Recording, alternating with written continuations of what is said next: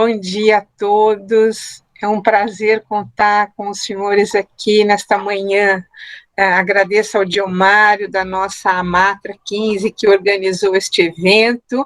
Diomário está presente? Bom dia, doutora Tereza, bom dia a todas e todos. É um prazer enorme estar aqui novamente com os professores. Como é o nosso primeiro encontro, eu gostaria de conhecê-los, então, se puderem se apresentando, eu vou começar por mim. Meu nome é Tereza, sou desembargadora aqui do Tribunal Regional do Trabalho, com sede em Campinas, e coordenadora regional do Programa Trabalho, Justiça e Cidadania. Gostaria de ouvir os professores que se apresentassem, por gentileza. Fiquem à vontade para fazer perguntas, observações durante essa nossa conversa.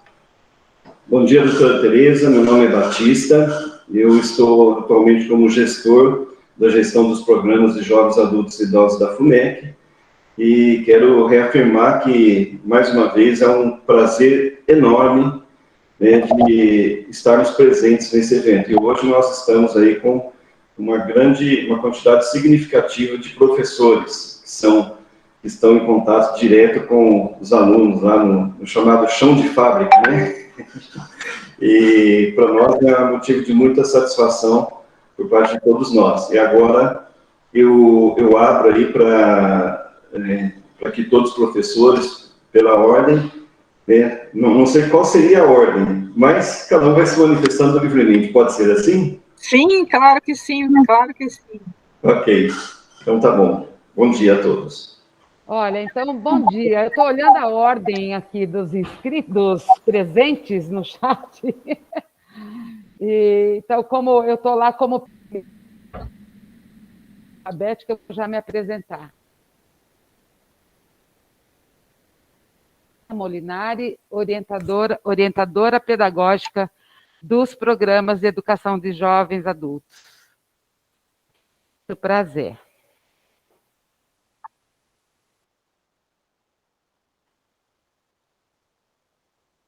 Cláudia Amaro, você já está com a câmera aberta, você não gostaria de inaugurar os professores? Bom dia, eu sou Cláudia, sou professora da FUMEC, do EJA. Bom dia, eu sou Ana Cláudia, professora da FUMEC, do EJA 1.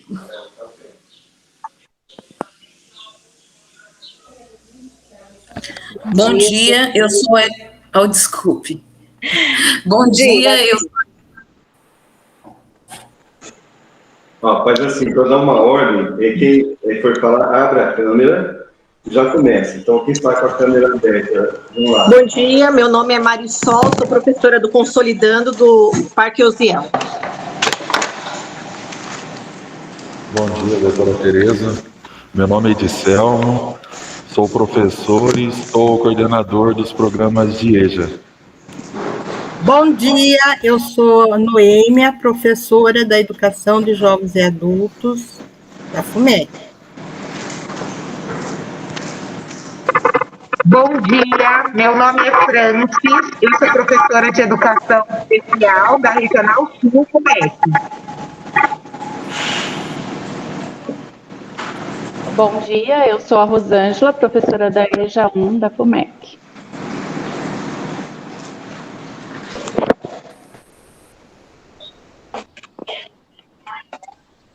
Bom dia, eu sou a professora Sueli Peixoto, dou aula no Seco Toninha, na FUMEC.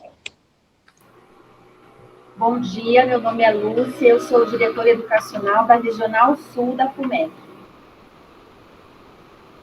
Bom dia, Tereza, bom dia a todos. Meu nome é Hermínia, sou professora da FUMEC há muitos anos e estou no apoio pedagógico da GPEJA. Bom dia, sou Roseli, diretora da FUMEC pela Regional Noroeste. Bom dia, eu sou Josiane, diretora da Regional Leste. Bom dia, sou a professora Elisângela, do EJA 1, Regional Sul. Agora, Bom dia, meu nome é Maria Cristina Âmbar, eu sou professora da FUMEC da Regional Norte, no Centro Social Padre Anchieta.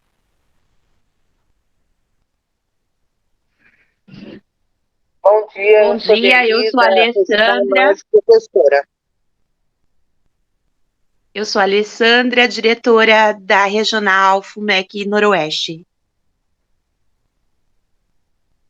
Derli. Bom dia, sou a professora Denise, do programa do CAA, da FUMEC.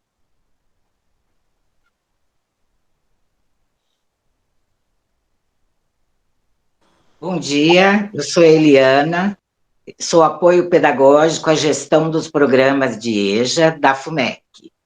Obrigada. Derli, você iria falar?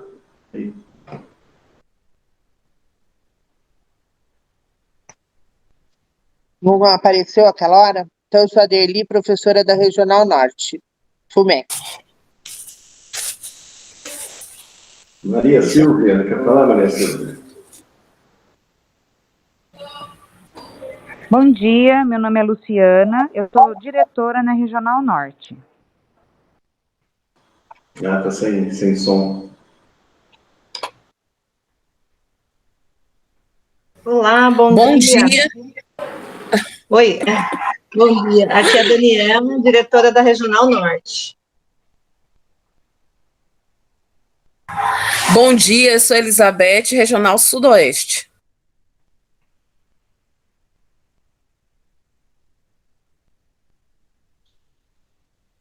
Muito bem. Bom dia, sejam todos e todas muito bem-vindas. É um grande prazer participar com vocês dessa reunião. Como eu disse, podem me interromper à vontade, fazer as observações que quiserem, as perguntas que quiserem, a hora que quiserem, porque esse é um diálogo e nós estamos aqui para construir algumas ideias.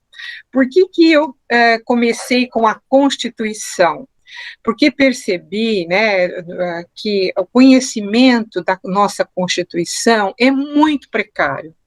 Poucas pessoas conhecem a nossa Constituição. E a função do professor é extremamente importante. Mesmo o professor que lida com crianças, né, no início da vida educacional, porque se o professor tiver algumas ideias a respeito da nossa Constituição, ele pode encaminhar melhor todo o projeto pedagógico. E isso que me levou a começar essa nossa conversa com uma análise da Constituição.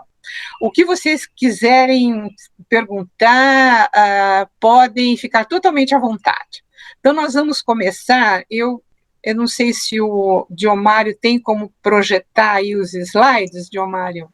Sim, doutora, eu vou iniciar o compartilhamento agora. Enquanto o Diomário coloca, doutora Tereza, daqui no chat, que estão sem microfone, mas se apresentaram, tem a professora Maria Silvia, a professora Rosélia, a França já se apresentou, a professora Sônia e a professora Rita de Cássia, que estão com áudio ruim, tá? Só para registrar a apresentação delas. Perfeito, não tem problema que estejam sem microfone, se estiverem ouvindo, está ótimo, então sejam todas bem-vindas também. Bom, a abordagem vai ter o seguinte foco: o que é a nossa Constituição brasileira e o significado da Constituição para a nossa vida. Ou seja, o que eu pretendo conversar aqui com os professores é no sentido de que a Constituição não é uma coisa que está distante da nossa vida. Ela permeia todos os atos da nossa vida. E nós vamos analisar como isso acontece. Pode passar, Diomário, próximo. Primeira pergunta, se alguém tiver vontade de responder, pode contribuir. Por que nós vivemos em sociedade? O que os professores acham? Por que a gente vive em sociedade?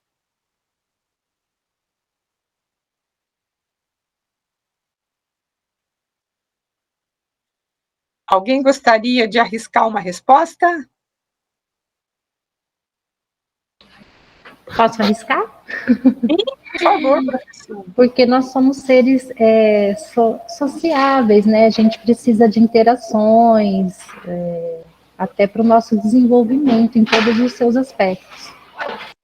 Muito bem, é exatamente isso. Nós precisamos uns dos outros, não é isso? Para nos desenvolvermos, para sobreviver, para crescer. E é por isso que existe um grande dilema, muitas vezes, entre as nossas aspirações pessoais e a possibilidade de viver em sociedade. Pode passar, Diomário, próximo, por favor. E por que existe esse grande dilema? Porque, normalmente, nós temos sonhos, nós temos anseios, nós temos objetivos que, muitas vezes, colidem com os sonhos, os objetivos, os anseios do outro, que participa conosco deste ambiente social. E como é que nós podemos fazer para coexistir, para conviver? Nós temos que ter consciência dos nossos direitos, mas também dos nossos deveres. Quem tem um pouquinho mais de idade da geração passada, sabe que havia um foco há 30 anos atrás nos deveres, né? Era comum, quando uma criança entrava numa sala e os adultos estavam conversando, o pai ou a mãe dizerem para a criança: sai da sala, saia da sala porque esse assunto não interessa para a criança, esse é um assunto de adultos. As crianças tinham muitos deveres e quase não tinham direitos, né? Era uma sociedade em que o foco era centrado nos deveres.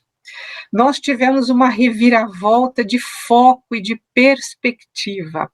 Nos últimos anos, houve uma abertura maior de reconhecimento de direitos. E isso é bom, isso é válido, isso é importante. Direitos em relação às crianças, aos jovens, às mulheres. Vocês sabiam que até 1962 as mulheres não podiam trabalhar se não tivessem autorização do pai ou do marido? A lei dizia isso. A mulher era semi-incapaz. Ela não poderia trabalhar se não tivesse autorização de um homem. Isso no nosso país. Então, nós caminhamos nas últimas décadas numa abertura de direitos, reconhecimento de direitos, e isso é ótimo para a evolução da sociedade, para o desenvolvimento da sociedade. Entretanto, tudo que é visto apenas de uma forma tende a entrar num estágio de fragilidade e de pouca efetividade. O que aconteceu? Nós tivemos uma perspectiva tão centrada em direitos que nós nos esquecemos que a todo direito corresponde um dever. Nós esquecemos dos deveres. E todas as vezes que alguém fala que nós temos deveres, esse alguém que diz isso é considerado um chato. Pode ser o professor, pode ser o pai, pode ser a mãe, alguém que tem algum cargo de direção, de liderança. Como assim deveres, né? Nós estamos na era dos direitos. Ora, se nós vivemos em sociedade e todos querem ter o máximo de direitos sem cumprir com seus deveres, o que vai acontecer? A sociedade não tem como subsistir, porque há um entrechoque de direitos individuais, né? Eu quero o máximo de direitos para mim e quero zero de deveres. Se todos pensarem assim, a sociedade entra num colapso. Pode passar para o próximo, Diomário. E entra num colapso por quê? Porque há, muitas vezes, um confronto entre as minhas aspirações individuais com as necessidades sociais. Então, a sociedade, para sobreviver, ela precisa que os seus membros cumpram alguns requisitos, e esses requisitos podem, muitas vezes, colidir com os meus desejos individuais. Eu posso dizer, não, mas eu não tenho vontade de fazer isso. O fato de eu não ter vontade, de eu não querer, pode ser utilizado como motivo para que eu deixe de cumprir com meus deveres? Por outro lado, como é que nós vamos fazer para saber qual é o balizamento, qual é o parâmetro, qual é o paradigma que eu vou cumprir entre o atendimento dos meus direitos individuais e os meus deveres sociais? É uma pergunta difícil, é uma pergunta complexa. Pode passar para o próximo, Diomário. Quem vai fixar essas balizas em um país complexo como é o Brasil, um país continental, populoso, com vasto território, é a nossa Constituição. Perceberam como a Constituição é importante para o nosso dia a dia? A Constituição, ela vai traçar o norte, ela vai funcionar como uma bússola de navegação e vai dizer, olha, os parâmetros principais entre o que eu entendo, Constituição, reconheço como direitos individuais e direitos sociais, vão ser traçados por mim. Então, vejam, não é a vontade de um indivíduo que traça esses parâmetros para o país, é a Constituição.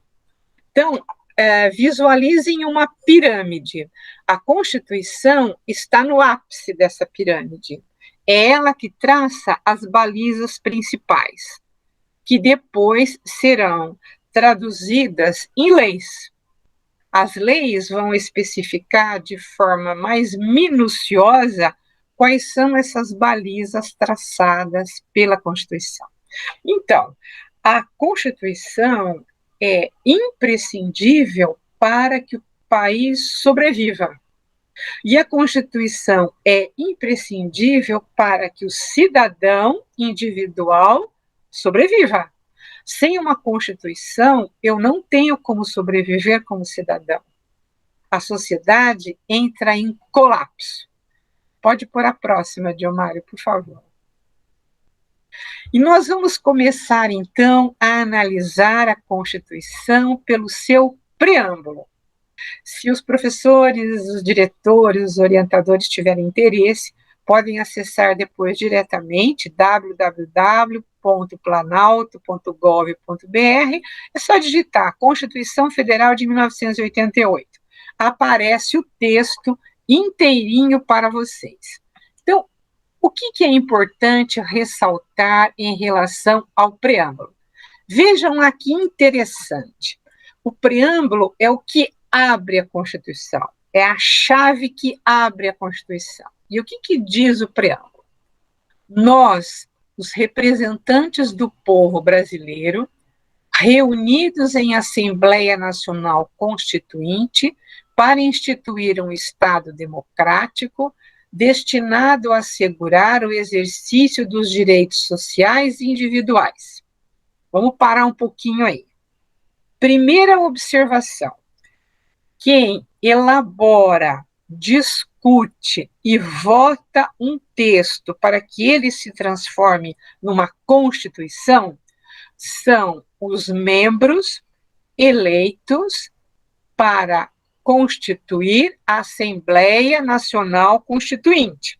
Então, o povo brasileiro elege seus representantes e esses representantes vão formar uma assembleia cujo objetivo é elaborar e votar a Constituição.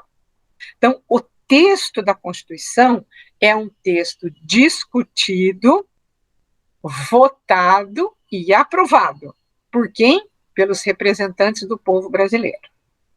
E é esse texto da Constituição que foi votado e aprovado, ele tem um objetivo.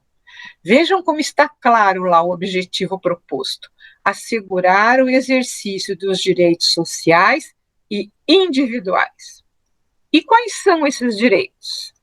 O que a Assembleia Nacional Constituinte elegeu como direitos? Porque nós temos um grande complexo de direitos.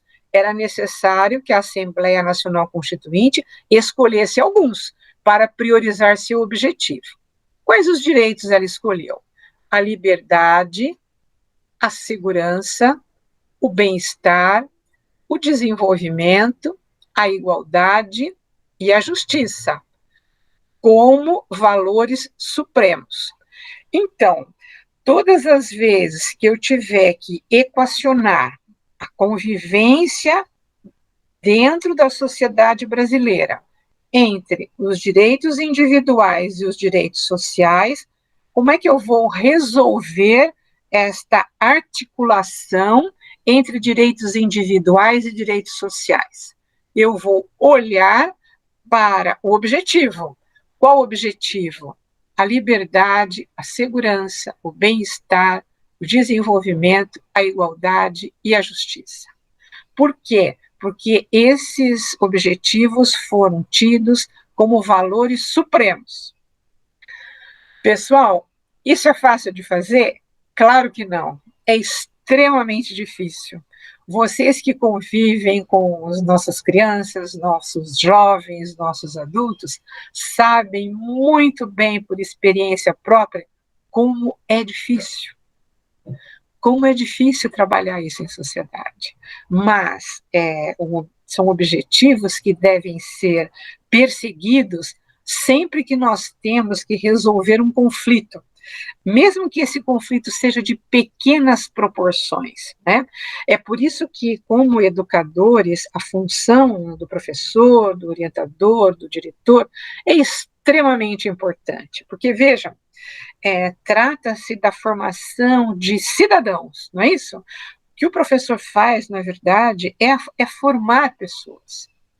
E não adianta nada nós termos leis excelentes, Constituição excelente, se culturalmente o nosso cidadão não internalizou alguns valores que podem e devem ser cultivados desde pequenos na sua formação. Isso por quê? Porque tudo que se pretende é construir uma sociedade fraterna, pluralista e sem preconceitos, fundada na harmonia social e comprometida na ordem interna e internacional com a solução pacífica das controvérsias. O conflito faz parte da sociedade. Todas as vezes que nós quisermos erradicar o conflito, nós não vamos acertar. Por quê? Não há como erradicar um conflito. O conflito é inerente à sociedade. O que nós temos é que solucionar conflitos, e solucionar pela via da pacificação. Agora, a pacificação só é duradoura se ela acontece com justiça. Todo professor se lembra, não é, de quando ele vai ali pacificar algum conflito entre dois alunos, e um deles pode dizer, não, mas isso não é justo. Todos nós já ouvimos isso, né? Por quê? Porque quando a pacificação não se faz com justiça, ela não é duradoura. E você pacificar com justiça é extremamente difícil, todos nós sabemos disso, mas absolutamente relevante, absolutamente imprescindível. Então, vamos seguir um pouquinho mais adiante e verificar quais os princípios fundamentais que a nossa Constituição elegeu para poder indicar como essa harmonia e como essa pacificação tem que ser buscada. Diomário, por favor, pode passar o próximo slide.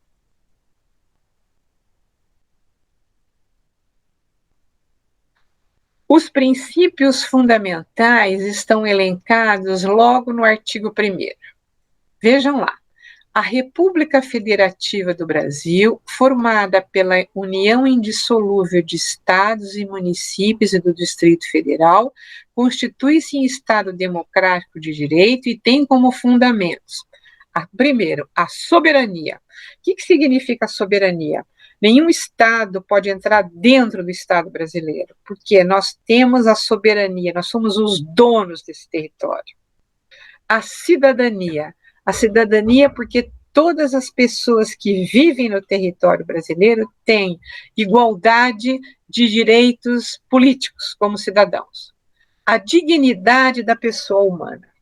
O que significa a dignidade da pessoa humana? Esse é um conceito que está na raiz do marco jurídico e das todas as nossas regras de convivência. Todas as vezes que uma pessoa é usada, ela deixa de ser considerada como digna. Vou dar um exemplo prático. Quando um homem bate numa mulher, o que ele está considerando aquela mulher? Ele está considerando um objeto. Ele não está considerando aquela mulher como uma pessoa. Ela é um objeto. É um objeto dos meus desejos, sejam quais forem. Né? E ele está transformando essa pessoa num objeto. Quando nós temos uma briga em sala de aula em que um aluno bate no outro, quando nós temos bullying em sala de aula, aquela criança, aquele jovem, até mesmo aquele adulto que sofre o bullying, que é assediado, ele está sendo considerado pelos demais como um objeto e não como uma pessoa. Quando nós sofremos bullying no nosso ambiente de trabalho, né, que é mais comum do que se imagina. Muitas vezes o bullying no ambiente de trabalho, ele não era denunciado. Não era denunciado porque as pessoas tinham medo de perder o emprego, tinham medo de retaliação. Mas o bullying é comum no ambiente de trabalho, extremamente nocivo. E onde é que está a raiz da nocividade? É que no bullying, a pessoa que está sendo assediada, ela é considerada um objeto. Ela não é reconhecida como pessoa. Percebem onde que está a raiz de toda a brutalidade, de toda a agressividade, né? É quando você passa a considerar aquela pessoa como um objeto. E um objeto, você faz o que quer com ele, não é isso? A bola é um objeto, eu jogo para onde eu quero. Então, esse princípio da dignidade da pessoa humana é extremamente relevante e importante, porque ele é o substrato que vai sustentar o que a gente chama de edificação de uma série de leis, né? A edificação de uma série de comportamentos no nosso dia a dia, para que seja respeitada a dignidade de toda pessoa que mora nesse país. E os valores sociais do trabalho e da livre iniciativa. Vejam que interessante, a Constituição colocou no mesmo pé de igualdade o trabalho e a livre iniciativa. Por que ela fez isso? Porque é através do trabalho e da livre iniciativa que nós provemos a nossa subsistência. Como é que nós fazemos para sobreviver, pagar nossas contas no dia a dia? Pelo trabalho, ou então pelo empreendedorismo. Porque se nós não formos por essa via, qual é a outra via explorada para ganhar dinheiro? É o ilícito, é o crime. Então, a Constituição do país diz, olha, eu não admito que haja o crime, eu não admito o ato ilícito. É por isso que todo cidadão, para sobreviver, ele tem que trabalhar ou ele tem que empreender. Perceber onde é que está a base, inclusive, do nosso sistema penal, do nosso sistema criminal, e o pluralismo político. Numa sociedade democrática, o pluralismo é muito importante. Quantas vezes, quando nós começamos um debate, né, uma reunião de trabalho, ou até uma reunião de família, e nós vamos ali com as nossas ideias mais ou menos prontas. Então, nós começamos o debate, olha, eu defendo isso, eu defendo aquilo, eu defendo aquilo. Se nós nos dispusermos a ouvir o outro, tanto na família quanto no trabalho, depois de alguns minutos, nós podemos concluir que, olha, eu pensava assim, mas pensando melhor, acho que o outro tem razão. Tem parcial razão ou tem total razão? Não é? Ele está me mostrando um ângulo que eu não tinha visto antes. Por isso que o pluralismo é importante e por isso que quando nós vivemos numa sociedade democrática, nós temos que ouvir o outro. Muitas vezes até no ambiente de escola, não é? Quando nós vamos até chamar a atenção de um aluno e ele diz, não, mas o outro fez também isso e você, professor, não viu que o outro fez isso. Realmente, vamos então ouvir todos que estão envolvidos. Né? É importante cultivar a capacidade de ouvir. Hoje em dia, na nossa sociedade, nós falamos muito, nós queremos falar muito, e nós não nos dispomos a ouvir. Ouvir é importantíssimo. Se nós quisermos construir alguma coisa duradoura, nós temos que aprender a ouvir. Vejam o que diz o parágrafo único do artigo 1º. Todo poder emana do povo, que o exerce por meio de representantes eleitos ou diretamente nos termos desta Constituição. É muito importante a participação da sociedade civil. Né? Então, o nosso país, o estatuto que rege todo o nosso país, que está na Constituição, a Constituição é muito extensa, e é por isso que eu pensei os focos principais do seu início.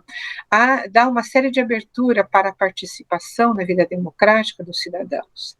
E essa participação é valiosa para a construção de soluções. Não é? Porque quando a solução vem da cúpula, sem ouvir a base, eu gostei muito hoje quando o João Batista falou que vocês atuam no chão de fábrica. Isso é muito importante, porque quem atua no chão de fábrica conhece os problemas. Então, quando a solução vem da cúpula para a base, sem ouvir a base, ela não funciona. Eu me lembro uma vez que eu fiz uma visita numa montadora de veículos, uma montadora japonesa, aqui no estado de São Paulo, e o gerente nos contava o seguinte, que eles estavam com um problema nos carros, e os engenheiros da matriz do Japão tinham vindo no Brasil, ficado aqui um mês, foi gasto muito dinheiro pela empresa para custear a estadia deles aqui, eles voltaram para a matriz, ouviram os outros engenheiros, tentaram achar solução, e as soluções que foram propostas não funcionaram. E um dia esse gerente, andando ali pela fábrica, né, começou a observar como os trabalhadores atuavam. Chegou para um trabalhador que estava há muitos anos na empresa, né, mais de 20 anos, e falou para ele assim, José, isso que você está instalando aí no carro, depois de 1 ou 2 anos, dá problema, não dá? O José falou, dá, eu sei que dá problema. Então, mas já tentaram resolver e não deu certo. O José falou, é claro que não deu certo, o caminho que foi proposto para resolver não é esse. O engenheiro falou para ele, José, você tem 20 anos de experiência, o que você propõe? O José virou para ele e falou assim, olha, doutor, a minha proposta é a seguinte, ao invés de se instalar a peça dessa forma, a gente instala do lado contrário e faz alguns ajustes. E quais ajustes? Eu proponho um ajuste tal e tal. Aí o engenheiro coçou a cabeça e falou, mas essa solução é muito simples, né? Não é possível que dê certo isso. Os engenheiros, né, com PhD, já vieram aqui, já viram que a solução seria outra, mas também a solução dos engenheiros não deu certo. Eu vou tentar a solução proposta pelo José. E ele assumiu a responsabilidade, fez aquilo que o José tinha proposto, em algumas unidades de veículo, e deixou essas unidades separadas, lógico, ele não ia colocar no mercado para venda, ele deixou essas unidades separadas para teste, e não é que deu certo? Uma solução barata, simples, nacional, indicada por quem estava há 20 anos nisso, mas era um sujeito que conhecia, ele estava com a mão na massa, ele estava no chão de fábrica, ele sabia onde é que estava o problema. E o engenheiro nos relatou isso, que depois ele foi reconhecido, ele ganhou uma indenização, né?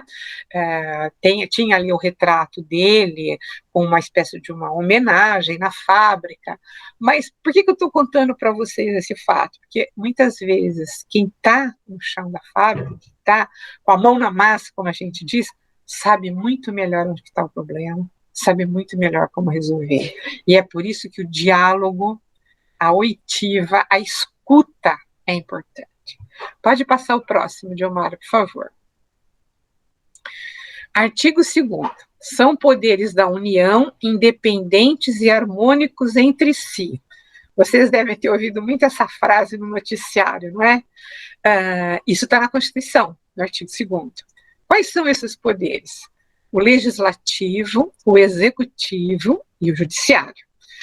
Existe um rol muito grande de atribuição de cada um desses poderes, mas, em linhas gerais, a atribuição de cada poder está centrada no seguinte: o legislativo faz as leis do país, as leis que nós temos que cumprir. Por isso que é muito importante eleger bons representantes, porque eles é que vão estabelecer os nossos direitos e os nossos deveres. Perceberam aquilo que a gente falou no início? São os legisladores que vão fixar os direitos e os deveres para que possam coexistir os anseios dos indivíduos e da sociedade. E essas leis criam obrigações que nós temos que cumprir. É por isso que é importante a eleição de um representante nosso no parlamento. O executivo executa aquilo que o parlamento vota. O executivo é uma espécie de gerente, é uma espécie de síndico. É ele que faz valer o que está na lei. É ele que cumpre o orçamento, é ele que libera o dinheiro, é ele que estabelece aquilo que foi traçado pelo legislador. E o judiciário julga os conflitos, julga as controvérsias. Esse é o desenho feito pela Constituição Federal.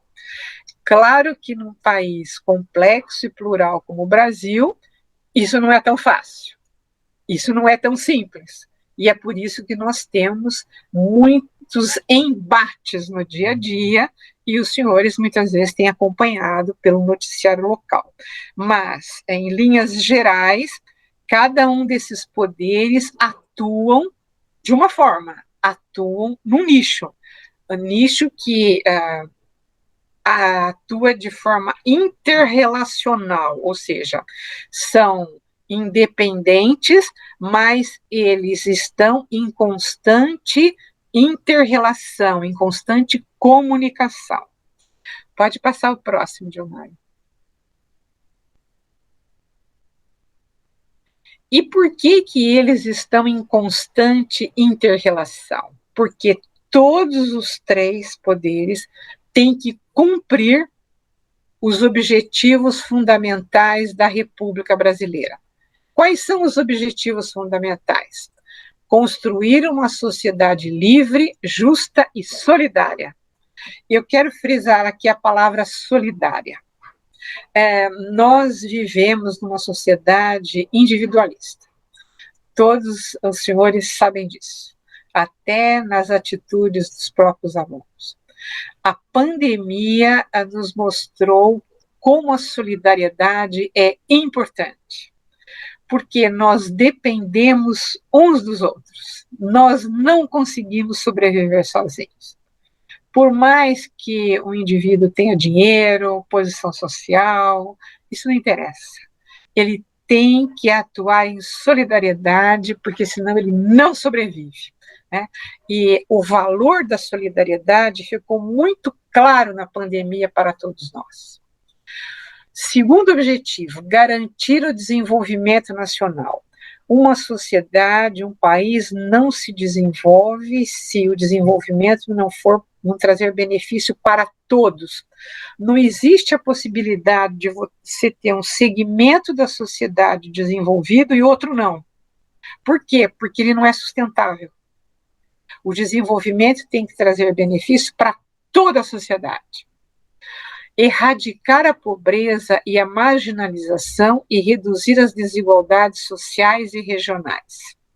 Então, para que o desenvolvimento seja sustentável, é preciso cumprir esse outro objetivo de erradicação da pobreza. E os senhores podem me perguntar, tudo bem, mas o que o professor pode fazer para isso? O professor tem um valor inestimável nesse processo, porque é através da educação que nós vamos sair desse círculo vicioso de pobreza atraindo pobreza. Quando eu consigo educar aquele aluno, eu abro horizontes para ele, eu abro novas perspectivas, e é por isso que o papel do professor é extremamente importante, para promover o bem de todos, sem preconceito de origem, raça, sexo, cor, idade e quaisquer outras formas de discriminação. Quando eu formo o cidadão e consigo fazer com que ele enxergue que a discriminação é fator de manutenção da pobreza, eu já estou avançando muito. A discriminação é ruim em si mesma. Por quê? Por que ela é ruim? Porque ela transforma a pessoa num objeto. Perceberam? Aquilo que a gente disse da dignidade da pessoa humana. E quando ela transforma a pessoa em objeto, ela perpetua a pobreza. Porque a pobreza, ela tem várias vertentes. Não tem só a vertente econômica, ela tem a vertente cultural também. A pobreza tem a sua vertente cultural. Né? Então, quando eu considero o outro como meu objeto, eu estou mantendo uma situação de pobreza cultural. E é por isso que a formação de jovens, focada na erradicação da discriminação e no reconhecimento do outro como alguém igual a você, é extremamente importante.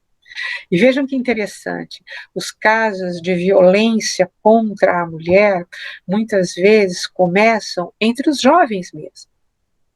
Entre um namorado que usa a namorada a seu bel prazer, sem reconhecer que ela é uma pessoa. A divulgação de fotos da namorada, fotos que ela muitas vezes mandou para ele, porque estavam no relacionamento íntimo, e ele divulga isso para os amigos. O que ele está fazendo quando ele faz isso? Ele está transformando a namorada num objeto. Então, por que ele não pode fazer isso? Porque a lei proíbe? Claro, a lei proíbe. Mas eu tenho que mudar a mentalidade cultural dele. Né? Você não vai ser reconhecido como homem se você fizer isso. Isso não faz parte dos valores de um homem. É essa desmistificação cultural que eu tenho que trabalhar. Pode passar o próximo, Diomário, por favor. O título 1 da Constituição, que trata dos direitos e garantias fundamentais, dedicou o primeiro capítulo aos direitos e deveres individuais e coletivos. Pode passar para o próximo, Diomário. E o rol dos direitos individuais e coletivos é muito extenso. A hora que vocês tiverem curiosidade de acessar a lei e ler esse rol, é muito amplo, né? E muitos dizem, mas não sei se vocês já ouviram algumas críticas, né? A Constituição do Brasil é muito complicada, ela é muito extensa, por que não fazer como a Constituição norte-americana, que tem poucos artigos, né? Eu quero fazer aqui uma reflexão com os professores. Nós temos muito a mania de valorizar os outros países em detrimento do nosso país. Sempre o que o outro tem é melhor do que nós. Todas as vezes que nós temos oportunidade, nós falamos mal do Brasil. Por que isso acontece? Porque nós não nos reconhecemos como parte do país. É como se o país fosse outro. Como nós não integrássemos o país.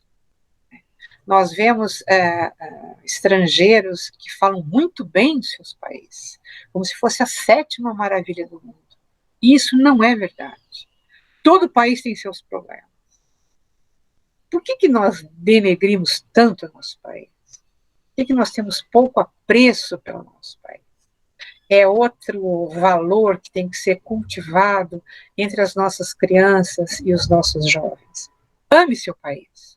Ele é seu chão, é sua terra, onde você nasceu, onde a sua família está constituída, onde você vai ter seus filhos. Por que denegrir o seu país? Vamos amar esse chão. Vamos procurar solucionar os seus problemas. O Brasil é um país extremamente rico. Nós temos sol praticamente o ano todo. Sol é necessário para produzir bens. Sol é necessário para a agricultura. Nós temos água doce em abundância. Nós estamos passando agora por um período de estiagem e todos estão verificando o valor da água. Nosso país é abundante em água. Eu estive uma oportunidade visitando Israel a passeio e vi a luta que eles fazem, que eles têm, para levar água para as plantações. É uma luta diária, que eles não têm água. Eles têm um território de deserto. Nós temos um território vastíssimo de florestas, de água em abundância. O nosso solo é rico em minérios valiosíssimos, que hoje são usados para baterias de celulares, baterias de aparelhos de TI. O nosso solo é riquíssimo em minérios. Portanto, nós habitamos num país rico. O país que tem seus problemas, claro que tem seus problemas, mas todos os países têm. Então, este é outro valor importante para a construção da cidadania. É aquilo que nós chamamos de pertencimento. Né? Lembrar ao jovem e ao adulto que ele pertence a esse país. Que tudo que acontecer nesse país vai ter reflexos na vida dele. Vai ter efeitos na vida dele. E é por isso que é importante que ele ame o país, que ele participe, que ele contribua com as soluções. Mas, fechando a nossa reflexão, vamos voltar aqui ao artigo 5º da Constituição Federal e verificar quais são os direitos individuais que a nossa Constituição estabeleceu. A inviolabilidade do direito à vida. Eu não posso tratar o outro como objeto e violar o seu direito à vida. Quantos feminicídios nós estamos assistindo hoje no país? É assustador. A liberdade, a igualdade, a segurança, a propriedade. Esses são direitos individuais que a Constituição garante a cada cidadão. A violação desses direitos vai levar a uma punição. Pode passar o próximo, Diomário. Vejam o que está no inciso 1º do artigo 5º. Homens e mulheres são iguais em direitos e obrigações. A Constituição fala em obrigações também. Inciso 2º, ninguém será obrigado a fazer ou deixar de fazer alguma coisa, senão em virtude de lei. Este princípio é muito importante, e nós chamamos de princípio da legalidade. O que significa isso? Ele é um dos suportes de uma sociedade democrática, e ele fixa uma diferenciação importante entre uma sociedade autoritária e uma sociedade democrática. E vou explicar o porquê. Em uma sociedade democrática, o cidadão só pode ser obrigado a fazer ou deixar de fazer alguma coisa que está prevista na lei. Por quê? Porque o cidadão é considerado uma pessoa e não um objeto de desejos de quem está no poder. Perceberam a diferença? Então, esse princípio da legalidade significa que eu só posso ter a minha liberdade cerceada se a lei assim estabelecer.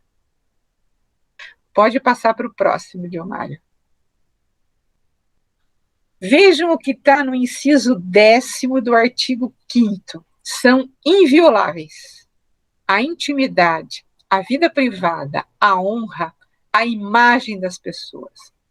Como essas questões são atuais na nossa vida diária, né? Toda essa exposição da nossa intimidade nas redes sociais. Muitas vezes as mães que expõem a imagem dos filhos pequenos. Será que essa exposição nas redes sociais ela é justa para com as crianças? Será que as crianças não têm direito à própria imagem?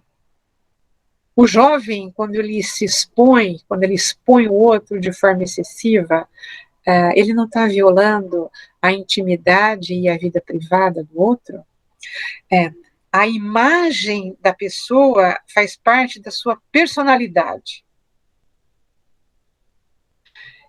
A imagem não é banal.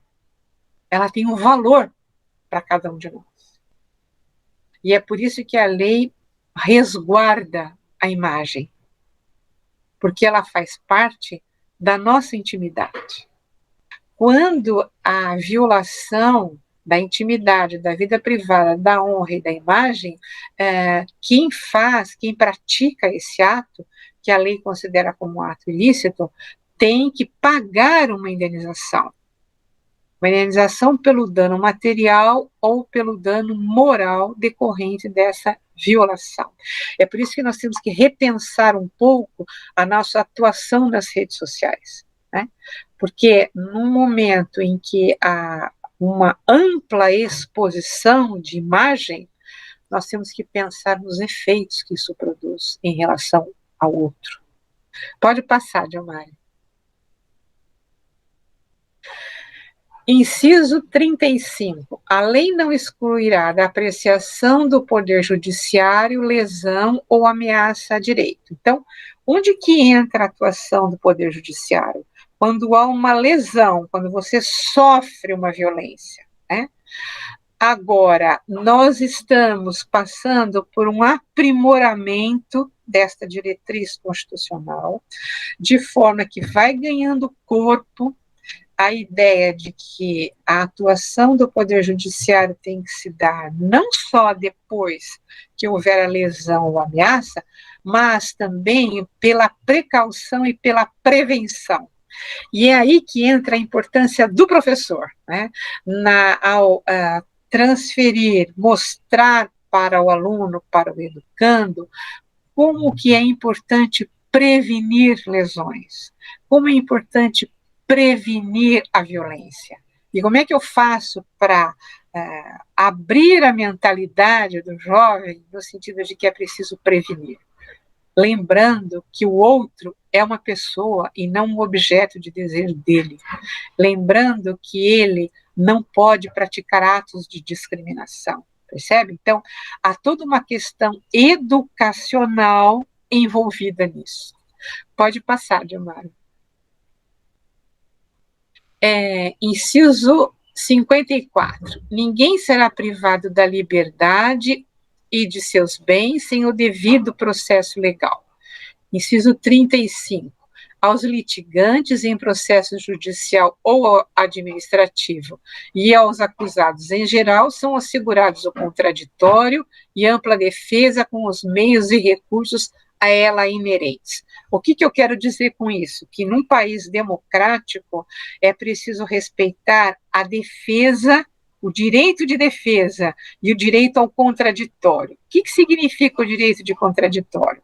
Quando você diz isso, eu estou sendo acusado, tenho o direito de dizer aquilo.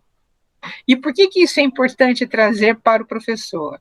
Porque quando nós atuamos num conflito, eu tenho que respeitar, ouvir a defesa de quem está sendo acusado. Olha, professora, o meu colega praticou esse ato contra mim, mas eu preciso ouvir o outro. Aquele a quem está sendo imputada a prática do ato. Né? Eu preciso deixar que ele se defenda antes de tomar qualquer atitude. Pode passar para o próximo, Dilma. E os direitos sociais? Né? Nós vimos até agora alguns princípios fundamentais dos direitos individuais. Mas, como nós dissemos, nós atuamos na sociedade em inter-relação constante com os demais integrantes dessa sociedade. E é por isso que eu preciso atentar quais são os direitos sociais previstos na Constituição. Pode passar para o próximo, Dilma. São direitos sociais. A educação é colocada como um primeiro plano. Por quê? Sem educação eu não tenho o restante. A educação é a base de tudo. A educação, a saúde, a alimentação, o trabalho, a moradia, o transporte, o lazer, a segurança, a previdência social, a proteção à maternidade, à infância, a assistência aos desamparados. Mas, de novo, sem educação, eu não consigo avançar nos demais. Pode passar, Dilmário, por favor. O artigo 7º trata dos direitos dos trabalhadores, né? São muitos direitos. Eu não vou aqui elencar, porque nós temos um prazo para terminar essa apresentação, os senhores têm compromisso, né? Mas são direitos que depois, nas nossas rodas de conversa, nos nossos vídeos que nós vamos mandar para os senhores, nós vamos dissecar alguns desses direitos dos trabalhadores, que são direitos importantes. No artigo 8º, os direitos sindicais. Numa sociedade democrática, o sindicato é extremamente importante para poder fazer valer os direitos dos trabalhadores.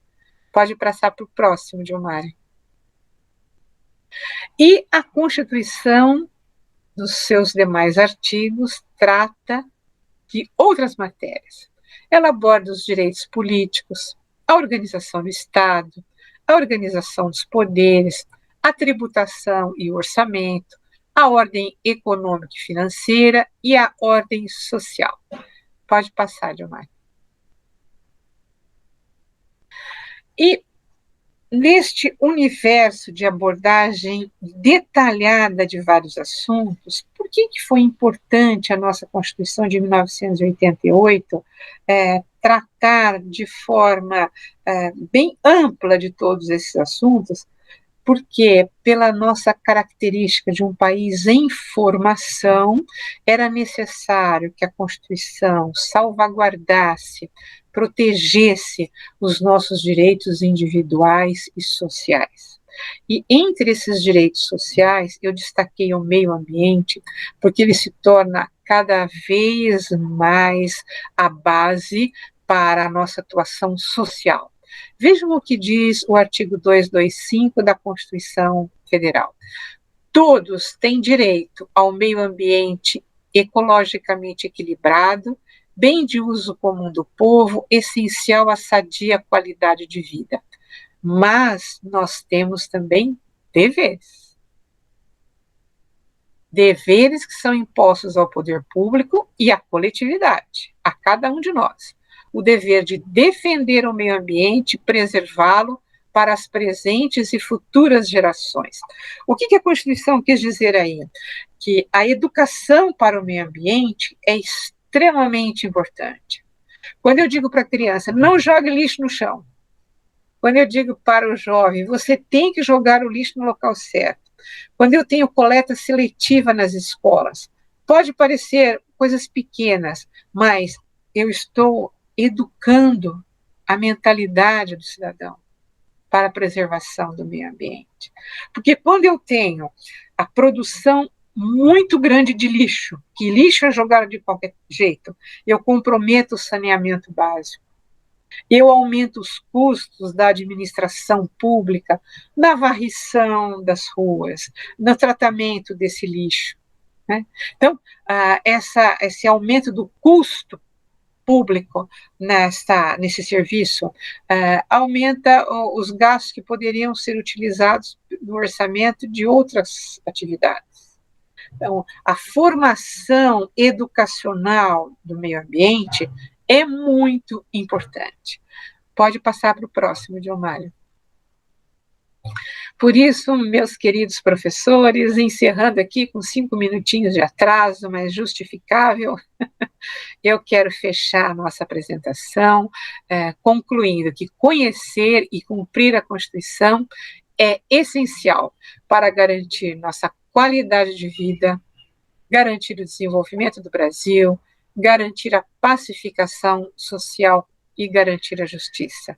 E a atuação dos professores, dos orientadores, dos diretores é imprescindível para construir um país melhor. E é por isso que, para mim, foi extremamente gratificante poder participar hoje dessa conversa com todos vocês e me coloco à disposição se quiserem falar, se quiserem fazer algum debate. Muito obrigada.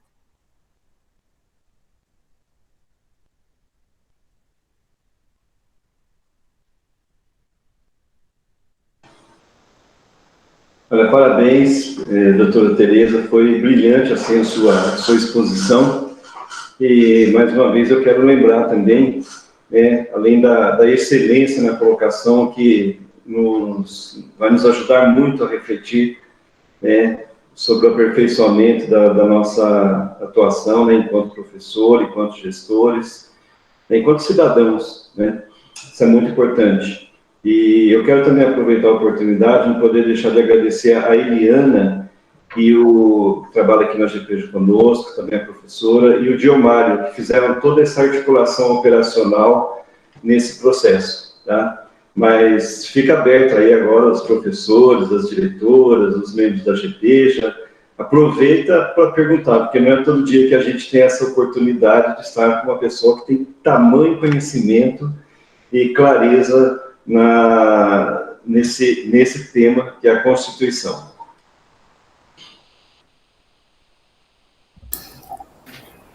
Eu também quero agradecer a doutora Tereza, ao Diomário pela organização do evento, doutora Tereza pela apresentação impecável, que contribuiu muito e também nos proporciona bastante reflexões com esta apresentação. Muito obrigada mesmo. Gente, ninguém tem perguntas? Então eu vou fazer uma para inaugurar. Dá tempo ainda? Claro. Tá. Muito se questiona, doutora Tereza, porque a Constituição de 88, você tocou inicialmente nesse assunto, mas ela tem, assim, ela cita a palavra direitos de uma forma gigantesca, inúmeras vezes, muito maior do que a palavra deveres. Eu acho que se encaixa, se eu não me engano, são 222 vezes, a palavra direitos e a palavra deveres, 20, acho que 22, mais ou menos assim, né? Não tem o número exato aqui. Então, se você puder fazer um comentário sobre isso, né? Talvez a gente consiga compreender o porquê, né, dessa diferença. Claro que sim. Veja, o que aconteceu em 1988? Nós estávamos vindo para um regime democrático, né? O país estava passando de uma fase para outra. E quando se entra numa nova articulação estatal, uma nova reestrutura estatal no regime democrático, a grande preocupação é mesmo o estabelecimento de direitos. Entretanto, o que nós vimos na prática, né? Os senhores como professores, educadores e nós aqui no Judiciário, nós vimos que houve um excesso, ou seja, é muito difícil trabalhar essa ideia de que toda a outra moeda do direito é o dever. Então, a sociedade se viu assim, muita dificuldade para reconhecer que ela tinha deveres para com o seu país e deveres para com o outro, e com ela compartilhava o mesmo ambiente nesta sociedade plural. E hoje nós estamos passando por uma conscientização dos deveres. E vejam que interessante, isso foi muito explicitado com a pandemia, porque, de repente, aquela pessoa que muitas vezes tinha mais recursos econômicos e achava que era fácil fazer tudo o que ela queria, ela se viu doente e constatou que não tinha vaga no hospital e que ela era igual a todo mundo. E que não era pelo fato dela ter mais dinheiro que ela ia conseguir entrar numa UTI. Então, quando a pandemia explodiu, ela mostrou que todos nós éramos iguais, mostrou que a solidariedade era importante e mostrou que nós temos deveres uns com os outros. Porque sem observar esses deveres, nós não conseguimos o desenvolvimento da sociedade. E quando nós nos conscientizamos desses deveres, é que nós observamos qual o distanciamento entre a teoria e a prática. Então, não adianta nada a Constituição falar em deveres, deveres, deveres, se na prática isso não é execuível. Não é isso? Se eu não estiver cumprindo meus deveres, eu não vou conseguir outorgar direitos e reconhecer direitos. Por quê? Eu vou ter um enunciado vazio. E o que nós queremos é um desenvolvimento de fato. Agora, uma outra observação, o Brasil é um país muito jovem, 500 anos não é nada, pessoal, é muito pouquinho. Nós estamos como país, como se nós estivéssemos no início da nossa adolescência, sabe? E todos nós sabemos que na adolescência, os extremos são comuns, não é? Qual é o comportamento do adolescente? Ele passa do extremo para o outro. Não existe aquele equilíbrio de comportamento que só com a maturidade se consegue, né? Às vezes nós temos juristas europeus que vêm para o Brasil e que participam de alguns eventos, né? E eles dizem, não, porque no meu país acontece assim, acontece assado. E eu digo a eles, puxa, mas quantos anos tem seu país? Vocês participaram de 2 guerras mundiais, inúmeras revoluções nos países. O Brasil nunca participou de uma guerra mundial no seu território, nunca teve uma revolução no seu território. O Brasil é um país muito jovem, nós estamos em construção, né? E é por isso que nós temos esses conflitos, muitas vezes exacerbados, em grandes polos, porque nós estamos passando por uma fase de construção do país. É como se o país estivesse na puberdade, percebem? E é por isso que a educação é central. Se nós conseguirmos educar o cidadão, nós estamos realmente contribuindo para a construção do país. Eu acho que tem mais uma mãozinha levantada aí. Quem que é da Noêmia? Acho que a professora Rita, doutora Tereza. Pois não. Sou eu, a Noêmia. Eliana, desculpa, eu apertei sem querer. Então, tá ok. Obrigada. Minha mãe. Noêmia. Bom dia, professora. Eu queria saber, quando a gente sabe das leis, né, dos direitos e dos deveres, mas quando a gente é violado nos nossos direitos, por que essa solução ela demora tanto tempo para ser resolvida e, de alguma forma, ela às vezes acaba que se a gente quiser a solução, a gente tem que buscar um advogado para que a gente seja atendida. Isso, Noêmia, você colocou o ponto principal aqui da nossa conversa. Por que a gente diz, olha, é preciso educar o cidadão e o que a gente diz? É preciso investir na prevenção da violação e na prevenção dos conflitos. Porque, como o Brasil é um país muito grande, nós temos mais de 200 milhões de habitantes, a máquina judiciária não dá conta do excesso de violação. Percebeu? A máquina judiciária, ela é pequena para o excesso de violência. E é por isso que eu tenho que educar o jovem para que ele não cometa violência. Veja a questão do feminicídio e da violência contra a mulher. É assustador. É assustador. Você entender que um homem muitas vezes vive com uma mulher vários anos, ela é mãe dos filhos dele, e ele mata essa mulher dentro de casa. E muitas vezes ela tem medida protetiva, é isso? Ela tem medida protetiva e ele acaba matando ela. Então, vejam, a nossa estrutura judicial, ela é insuficiente para resolver todos os problemas de violência.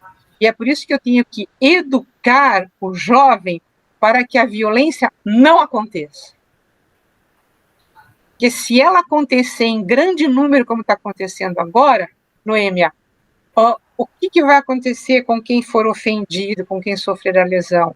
Ele vai ter que percorrer uma via crucis. Ele vai ter que percorrer um longo caminho para resolver o seu problema. E é por isso que nós temos que investir na educação, né? Falar para aquele jovem, olha, não é só você não pode bater na sua mulher depois que você casar. Você não pode tratar a sua namorada como se fosse um objeto. Percebe? É por isso que a educação é muito importante. Pois não, nós temos mais perguntas, Eliana? Obrigada. A Cláudia Amara, doutora Tereza, que levantou a mão agora em seguida. Pois não, Cláudia. Tudo bom? É até uma dúvida de como proceder, até como chão de escola, né? O pé lá da escola, porque eu tenho alunas com medidas protetivas, botão de pânico, e a gente tem uma organização até na escola de não deixar ninguém entrar. O guarda foi orientado, fiz junto com ela, porque ela participa de não sei se é uma ONG, que dá apoio a essas pessoas, mas uma delas, o quadro é bem complicado. E esses dias e aí quando a senhora coloca no início da sua fala sobre o direito da mulher, o que a gente já progrediu, né, do que éramos, e quem me trouxe essa informação foi até ela, que parece que uma unidade de saúde, não uma unidade de saúde, não sei se Unimed, alguma área da saúde traz uma reportagem que a mulher só conseguiria colocar o DIU com autorização do marido.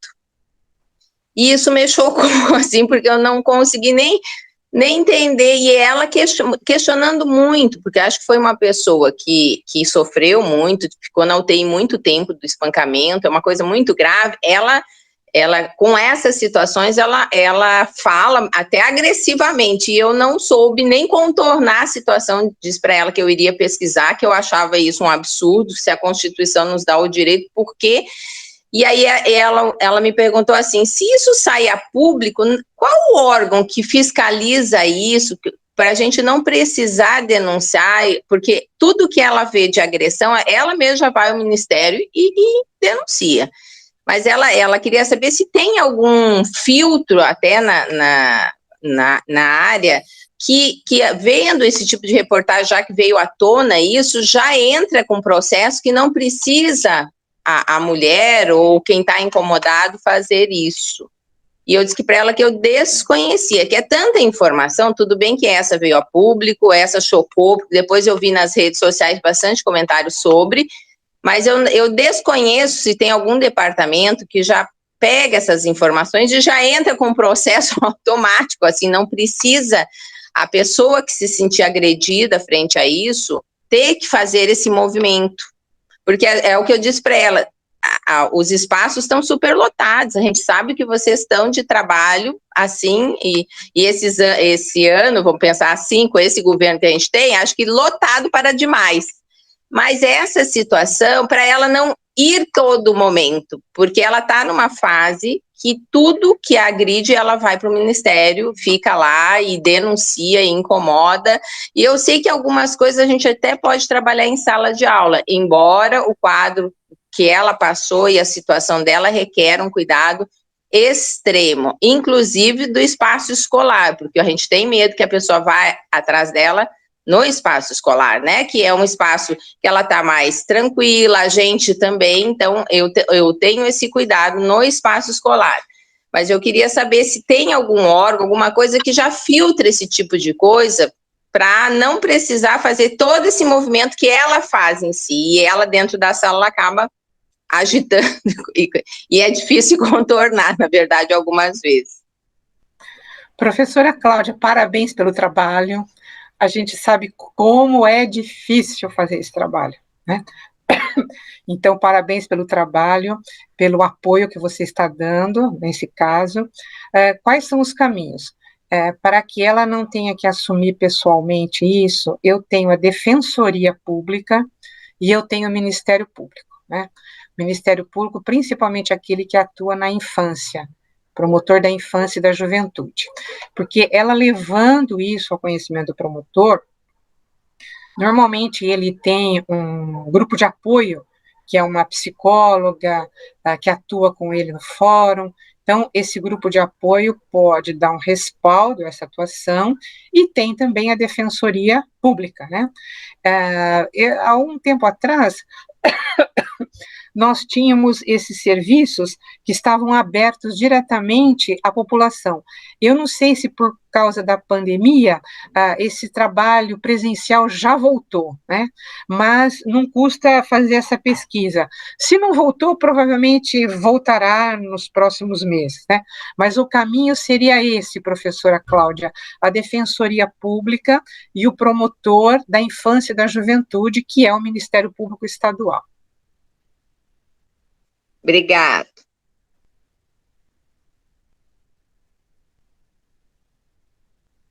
Eu não vejo mais perguntas. A Eliana vê mais alguém? Acredito que não, doutora Tereza. Eu acredito que todos foram contemplados. Contemplados. Oh, que bom, olha, uma grande alegria. Muito obrigada, Eliana, ao Diomário, ao José Batista, nosso companheiro de sempre aqui nessa luta. Muito obrigada pela contribuição. Um excelente dia aos professores, diretores, orientadores. Foi uma grande satisfação poder interagir com vocês nessa manhã. Um grande abraço a todos. Bom dia, nós que agradecemos. Muito obrigado e até uma próxima oportunidade. Até uma próxima. Até uma próxima. Obrigada. Obrigada.